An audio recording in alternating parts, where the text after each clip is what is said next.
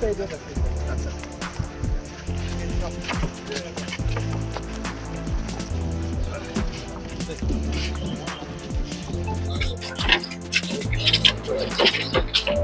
2035 চনলৈ অসমত বিদ্যুতৰ চাহিদা প্ৰায় 7000 মেগাৱাট হ'ব। বৰ্তমান অসমত আমি উৎপাদন কৰোঁ 1800 মেগাৱাট। এতিয়া ইমান বিদ্যুৎ যদি আমি বাহিৰৰ পৰা কিনিব লাগে তেতিয়ালে বিদ্যুতৰ পাৰ ইউনিট কষ্ট মানুহে 2030 চনলৈ বহুত দিব লাগিব। সেইবাবে আমি অসমত দুটা তিনিটা জাগা চাই আছো য'ত নেকি আমি 3000 মেগাৱাট 3400 মেগাৱাটছৰ আমি তাপবিদ্যুৎ প্ৰকল্প কৰিব পাৰোঁ।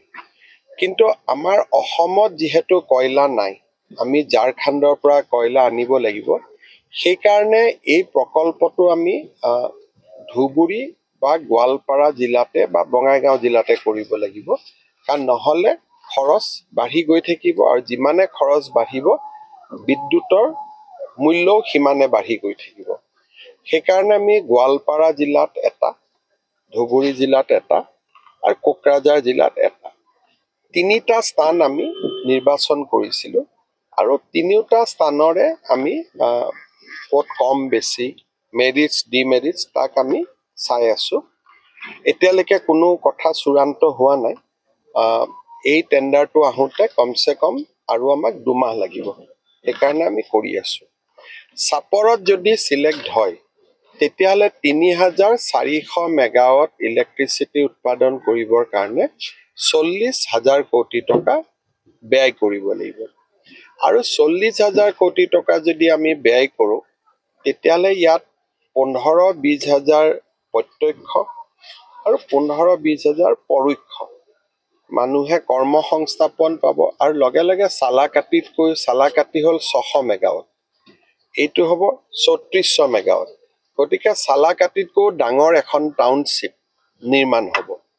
সেইবাবে আমি চাইছোঁ যে কোনটো জাগাত তাত ওচৰত পানী লাগিব, সহযোগিতা লাগিব। সেইবাবে যোৱা 2-3 মাহ ধৰি মই প্ৰচেষ্টা কৰিছোঁ যাতে এডোখৰতো নহ'ব, দুডোখৰ যাতে ভাল মাটি আমি পাব পাৰোঁ। যিখিনি মানুহৰ ম্যাদী পট্টা আছে তেওঁলোকক আমি ম্যাদী পট্টাৰ সলনি আমি বেলেগত মাটি দিম। কাৰোবাৰ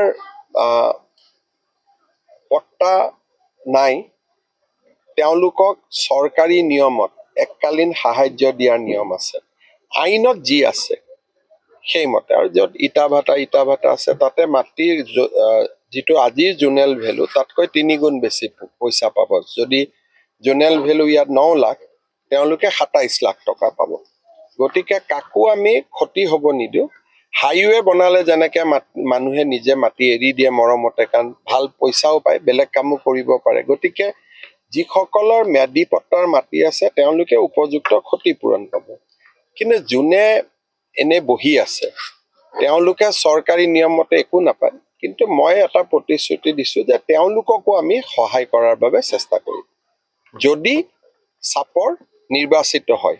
এতিয়ালৈকে কনফাৰ্ম হোৱা নাই যে ইয়াতে হ'ব, 2-3 জাগা আমি চাই আছোঁ।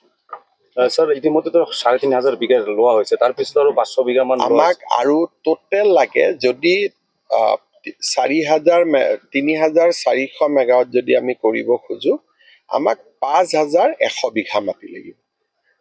আৰু এইটো বহুত ডাঙৰ। আপোনালোকে যদি ইয়াতে হয় পুৰা চাপৰৰ প্ৰতিচ্ছবি সলনি হৈ যাব। যেনেকৈ এতিয়া আপোনালোকে জাগিৰোডত গ'লে দেখা পাব জাগিৰোডত হৈ আছে 27,000 কোটি টকা, ইয়াতে হ'ব 40,000 কোটি টকা। আৰু ইয়াৰো এখন টেণ্ডাৰ হ'ব। কোনোবাই কৈছে আদানী আহিব, কোনোবাই কৈছে অমুক আহিব, চবেই মাত্ৰ ট্ৰায়েল মাৰি আছে। কোনে পাব সেইটো টেণ্ডাৰ হ'ব। টেণ্ডাৰত যোনে আটাইতকৈ কম খৰচত মানুহক ইলেক্ট্ৰিচিটি দিম বুলি ক'ব তেওঁহে কামটো পাব।